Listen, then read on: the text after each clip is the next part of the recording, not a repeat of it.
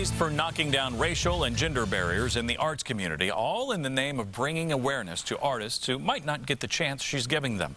She's an accomplished artist herself, and she's also our newest recipient of the Jefferson Award. Tell me a little bit about your work, please. Reverda-Jennings is a hardworking artist who works just as hard for others as she does for herself.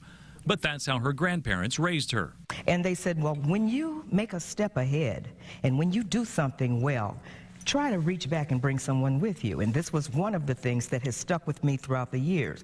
And this is what I'm centered to do. I always try to help someone else and bring them along. 16 years ago, Dee created what's become an annual art series she calls Flavor Fresh. Dee says at the time, a lot of the larger art venues were not inclusive. So she created Flavor Fresh to help launch minority artists. Artists of color originally, but it became a complete inclusive venue because I believe in inclusion and fellowship, and it's a way for artists to learn from each other. Each year, Flavor Fresh is spread across 6 venues and was most recently at Butler's Clues Hall.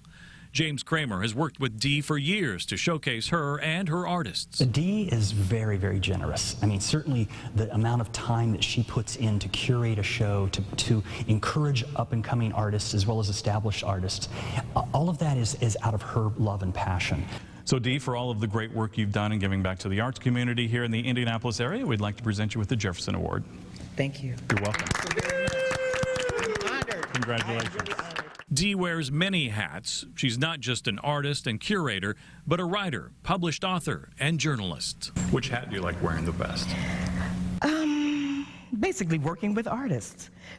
And I do impressionistic landscapes. So my life is sort of centered around working with artists. Now, here's how you can nominate someone for the award. Log on to our special Jefferson Award section of the homepage of the IndyChannel.com. There you can fill out a nomination form and learn more about the Jefferson Awards. A special committee of community leaders in Central Indiana will review the nominees and select one winner each month. For our